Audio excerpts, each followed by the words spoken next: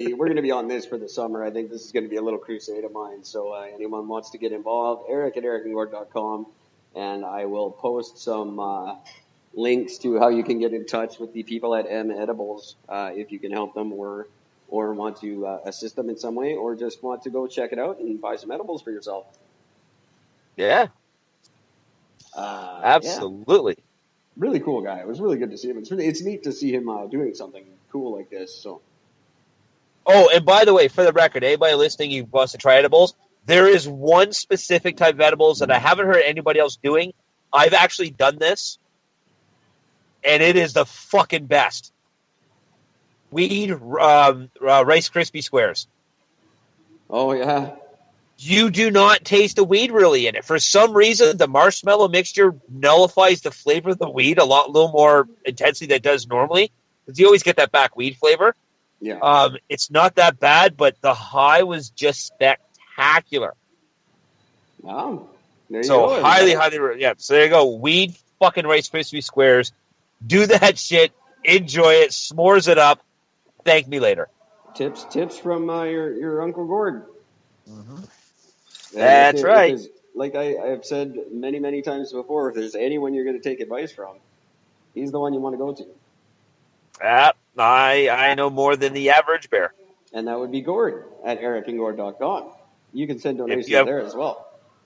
You can send donations to me. You can fucking you can ask me just about anything you want to ask me. If you have questions about anything, if you have questions about life, about drugs, about alcohol, about tattoos, about relationships, I am chock full of information. Hey, some of it might even be right. Who knows?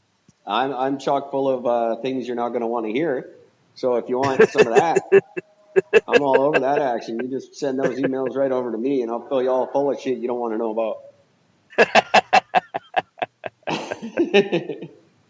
You know something I'm getting nervous about, Eric? So, yeah, please fill me in. I am getting nervous. Once I end up getting a laptop and I get a microphone and all that sort of stuff, I am nervous about actually hearing my voice coming through my headphones, and I'm actually starting to get a little panicky about it. Really? Yep, I'm actually getting worried about it.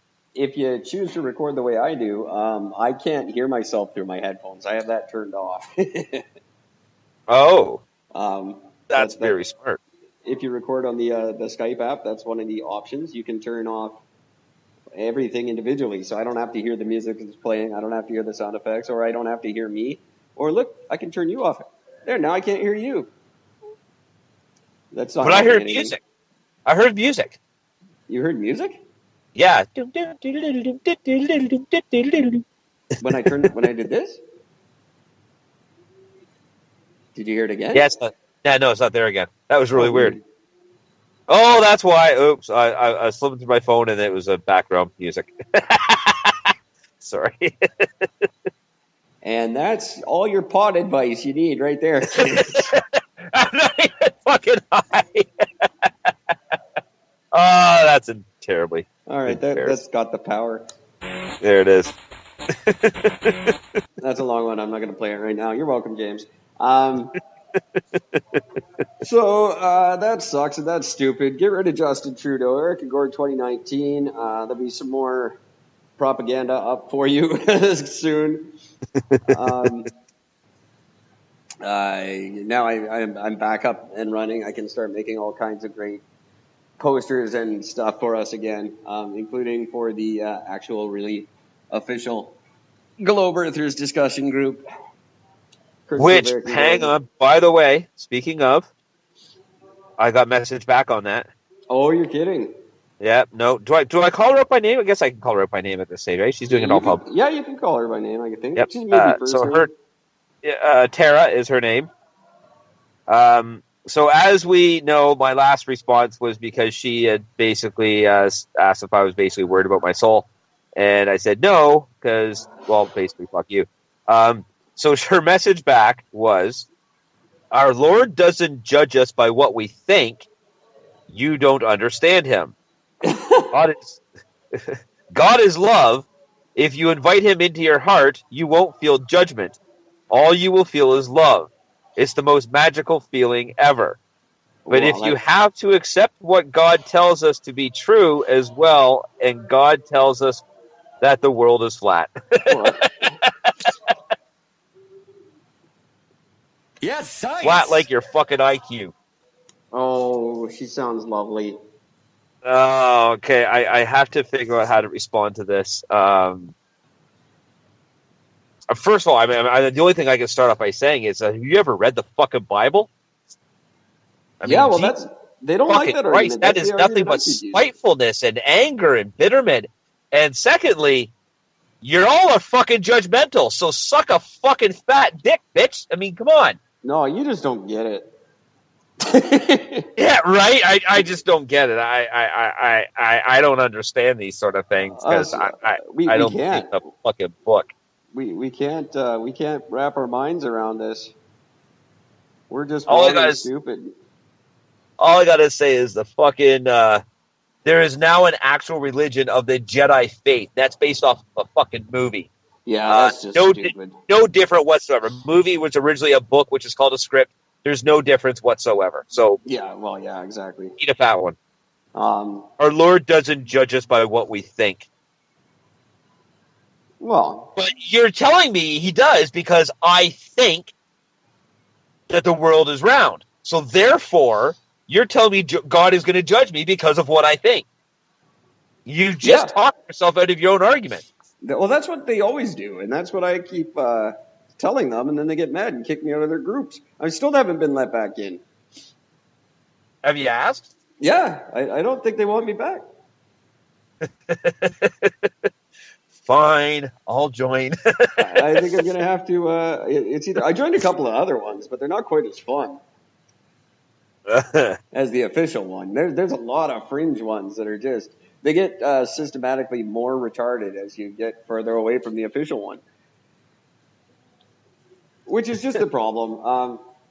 This is where, in my opinion, the Industrial Revolution has gone wrong, and you can read about this in my blog. But we have now just unlimited access to any amount of knowledge, almost at our fingertips, 24 hours a day. We're not designed to process this much knowledge. We're not capable of handling it. And when we get it in our heads, we start to this is what starts to happen. We start convincing other people of stupid crap that we're making up in our own minds. It's almost like in my blog I compare it to junk food. It's become like junk food, and we're mental diabetics now. Yes, I would agree to that. We're not consuming anything with any nutritional value anymore. It's just pop. Yeah, pretty much. I mean, as sad as that sounds, it's very fucking true. That's I came up with that all by myself, by the way, that little analogy. I was quite impressed with it. But that's where we're at. And the problem is there's too many people who, especially in America, God love them, they're very disconnected. We don't know that up here. We don't think it, but they don't have the infrastructure that we do. So they get in with these little groups and they believe what they're saying is true, and they don't investigate it themselves, and they don't have the means to do so like we do here. Yes, our cell phones are very expensive, but they're light years ahead of where they are in most of America. Is that actually true? Really? That's very true. Their system sucks. Oh. I mean, I know their system sucks, but I didn't realize that we had like better cell phones than them. Oh, way better. Well, I don't know if the devices themselves, but the network is much, much better here. Oh. Interesting. Look at half their stores don't even have fucking debit machines. Shut up, really? Yeah, it's all ATMs. Oh, they don't have that fiber optic capability that we do, I don't think. I don't know the ins and outs of it. I just know they suck, and we don't. So it's easier to... That's why we don't have David Koresh's up here. When was the last time you heard of a Canadian cult? Yep. Right? We don't... I can't even... Hey, no one in Canada can commit to something like that. Yeah. It's like, yeah, I'll join your cult, sure, but I gotta be home by 9. Right. Yeah, I gotta God, be dude. home early because I gotta watch that TV show that's on. Yeah, right. Oh, I'm totally into offing myself with you and going to the hoary netherworlds, but not if the Leafs make the playoffs, bro. Yeah. Right. That could not be any more of a true fucking statement. So again, you're never going to get that in Canada. Plus, we look into we tend to question things like that, especially when someone declares themselves the supreme leader of anything. We're always a little bit like, whoa, there, buddy. All right, Yeah. Hang on there, bucko. I got a picture of the Queen right here on my money, and you're not her. Right.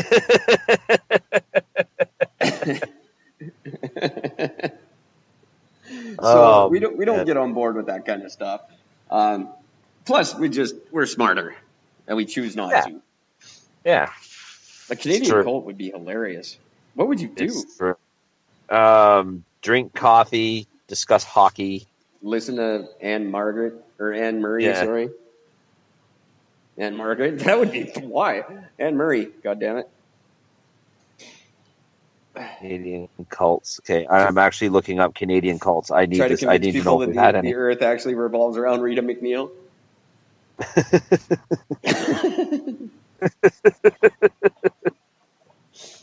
uh.